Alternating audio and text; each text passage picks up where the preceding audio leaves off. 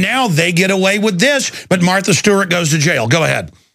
Right. It's a pump and dump scandal, and which is you'd see on Wall Street 20 years ago on the penny stock firms. You know, they're very famous companies back then who were big in the penny stock, and they would call people up on the phone and get them to buy stock while they themselves were selling the stock. And then suddenly there were no more sellers and the stock would collapse and the insiders made out like bandits. Now, this is the first time we've seen it operated on this huge scale. Facebook was a $104 billion public offering. Barack Obama had his arm around Mark Zuckerberg. He was involved in this pump and dump. They go public at $104 billion, and they're now down 50% from the IPO price, 60 or 70% from the high just touched after the IPO price. And you've got two other stocks I want to talk about, Zynga and Groupon. Groupon is a stock that went public at 20, traded near 30, is now at 5. And Zynga is down 60 or 70, 80% as well. What all these three companies have in common, this is a dimension that hasn't been touched on a lot, is that they all share a common auditor, Ernst & Young. Ernst & Young is one of the biggest auditors in America. They are crooked. They are as crooked as Wall Street. They are as crooked as the fund managers. They are as crooked as the rating agencies. They are as crooked as these foreign bankers. And explain how this works. It's not just that they're crooked and cook the books. Only certain groups like Arthur Anderson and others who are politically connected with Justice Department people in a revolving door, only you go to them, not for them to cook the books even really. That's on the surface. It's really a payoff to regulators who are in a revolving door to let you be above the law. Well, Arthur Anderson is one of the biggest accounting firms. They got caught up at Enron. Enron blew up, and Arthur Anderson disappeared. There were 10 or so big firms at one point. I think we're down to 4 But now. Am I correct in what I said? Ernst & Young is not necessarily hired to cook the books because the system is so corrupt that there is no genuine, generally accepted accounting principles worth anything anymore. Ernst & Young, they cover these three companies that I just mentioned. They have just lost, in total, these three companies alone, the market caps have dropped by $62 billion in the past just few months since going public. And just to give you an idea what Ernst & Young does, or these big accounting firms do, I had an experience myself when I was CEO of a company in Los Angeles. We had one of these big accounting firms come in, PricewaterhouseCoopers. And the trick is basically, it depends on what they call revenue. In the case of Zynga, that they sell virtual tractors and they sell virtual raspberries as part of Farmville, which is a game on Facebook.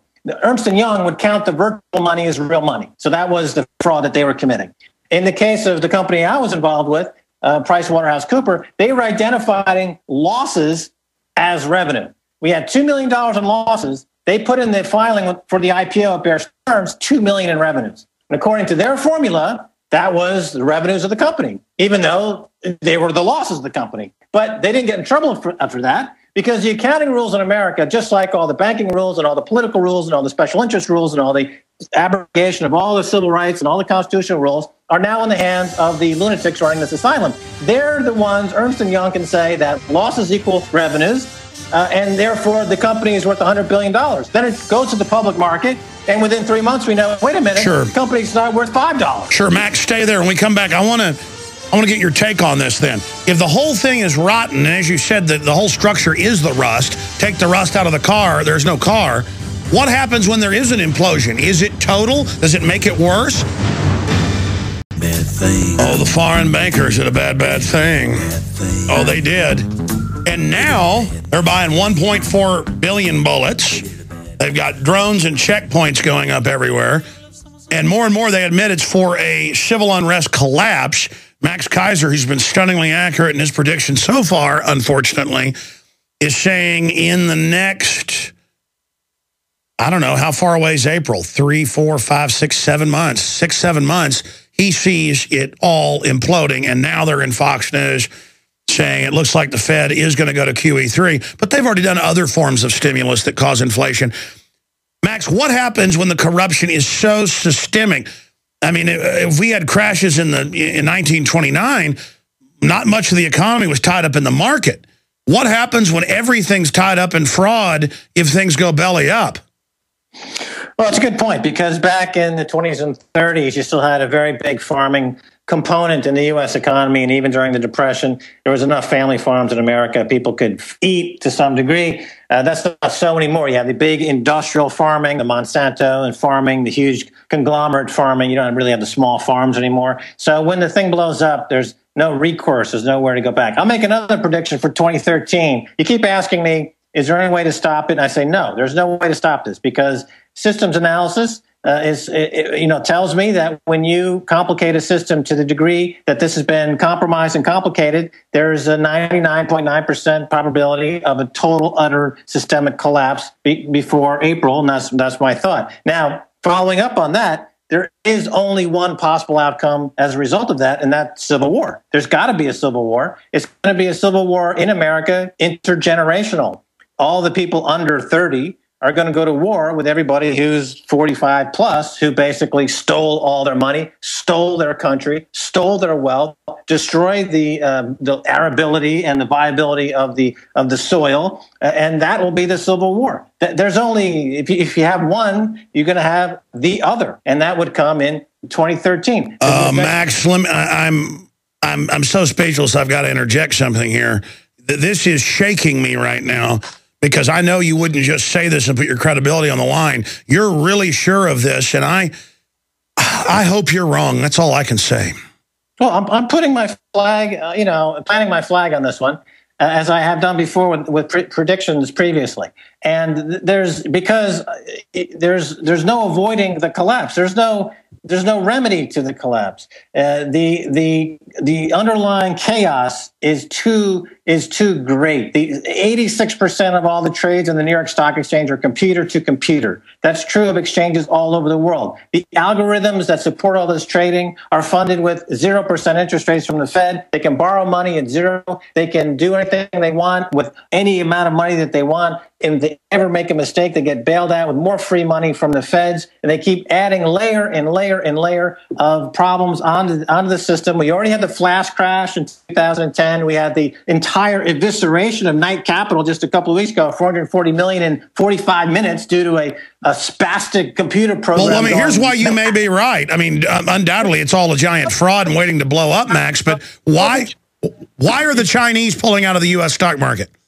They're buying gold. They're buying this is going to be another surprise announcement, Gallic. They're going to come out before the end of the year and say that their gold holdings are not at roughly 1,000 tons, but they're closer to 2,000 tons. They may even be up toward 3,000 tons, which would put them right up with Germany. Number 2 biggest concentration of gold in the world is Germany with 3,000 tons, and then the U.S. with 8,000 tons. China, big surprise announcement coming this year. They're either going to probably double their gold to 2,000 tons. It'll shock the world. It'll put a whole nother wave of buying pressure on gold, which we still see is going to continue its climb to $5,000, $6,000, $7,000 an ounce. And China is a big part of that. As you mentioned, Soros is now back in gold in a big way. John Paulson, one of the biggest hedge fund managers in the world, is now 44% of his fund is entirely in gold bullion. That's billions of dollars. The hedge funds, the smart money, is always the first mover, and they get in there first. They know what's coming. They see the collapse. A lot of other hedge funds are closing business because the system is too chaotic. There's too treacherous out there. Funds are just pulling the plug. Well, yeah. Well, I mean, that's what the Chinese said. They said Monday, I mean, of course, you just mentioned it earlier. They said this system doesn't work. It's not real. In fact, I had the article. I forget their exact statement, but we'll try to find it during the break. But they were like, this system is no longer, we can't gauge this. They basically said it wasn't real. Exactly what you're saying, Max. Yeah, I know. They listen to my show. Well, they listen to reality, I'm sure, and they probably do listen to you. We'll be right back with Max Keiser and your phone calls, and he's got a lot more to cover. Stay with us. We're going back to Max Keiser because I want to ask him what the collapse he's predicting will look like. I mean, he's saying worse than 08, and that was a heart attack in the financial system orchestrated to hold us hostage and bring in control. How bad will this one be? Because Paulson, the Secretary of the Treasury, threatened martial law, and we first reported that with a congressman on the show who heard it in closed committee, and people thought I made it up, and a week later it was big national news. We got no credit, of course. And it's not that that even matters. I'm just tired of people doubting it when I have a congressman on or, you know, I have somebody interesting on, and people just can't believe it was even real. I mean, I had like Willie Nelson on, and I've seen people don't believe I had Christopher Walken on yesterday. I mean, they don't believe that the truth has been successful. They just can't get it through their heads. They're playing games with themselves, not us that are awake. We're going to go back and ask him that question in a moment and go to your phone calls. Max Keiser, maxkeiser.com is our guest. If you just joined us again, I'm Alex Jones. We're here Monday through Friday from 11 a.m. to 2 p.m. Central, 12 noon to 3 p.m. Eastern.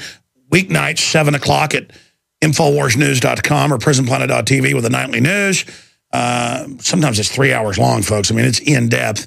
If you like this radio show and the info, then you're going to love the television show. It's very informative. The guests, the in-studio, the documents, the mini documentaries. That's 15 cents a day.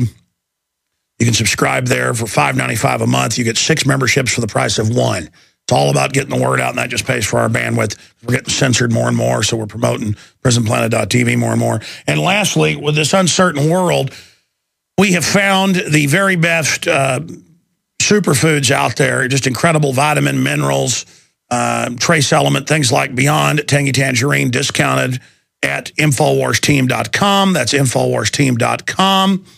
Tomorrow we're launching InfoWarsHealth.com, a new site that covers some other angles of this. The Pollen Burst Plus, the regular Pollen Burst, all of it available at InfoWarsTeam.com. The best proprietary blend of essential fatty acids that I take, the EFAs. And now we have it all discounted.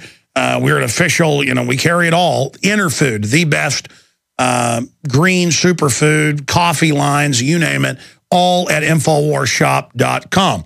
And again, we're not like the government that takes your money in bailouts and then gives it to MSNBC to be, you know, to push tyranny and anti-liberty. We're supported by you. So when you purchase the high-quality water filters that are discounted and all of it, you get the best products at the lowest prices, and you support freedom. Win-win, win-win, win-win-win. We are capitalists. We are free market. We believe in the Constitution. We believe in free association. So if you believe in what we're doing and like what we're doing, buy stuff at InfoWarsShop.com and watch us grow and expand in the face of the globalist big time.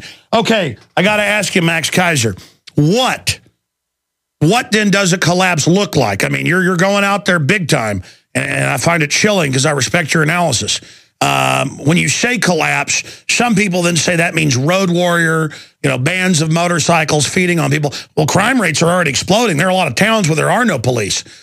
Or if there are, they're there to make sure you don't have guns, or they are the gangs. So we're starting to see some Chicago, most dangerous city in the world now. But obviously, by collapse, you don't mean full road warrior collapse, or how bad could it get? Well, first of all, before I get into that, I wanted to touch on some news here about the extent to which this fraud has perpetrated itself throughout the economy and why people are going to continue to be outraged and why that anger is building. Remember, John Corzine, former head of Goldman Sachs, former governor of New Jersey, he was caught when he moved over to MF Global stealing $1.2 billion. We talked about it on your show before. Now, he is basically allowed to go scot-free. There's no penalty at all for John Corzine. His defense is that the money vaporized. He has no idea where it went, and he just can't seem to be able to generate any evidence of its whereabouts that it ever existed or where it went. That's the kind of outrageous statement coming from a former governor, former head of Goldman Sachs, former head of MF Global.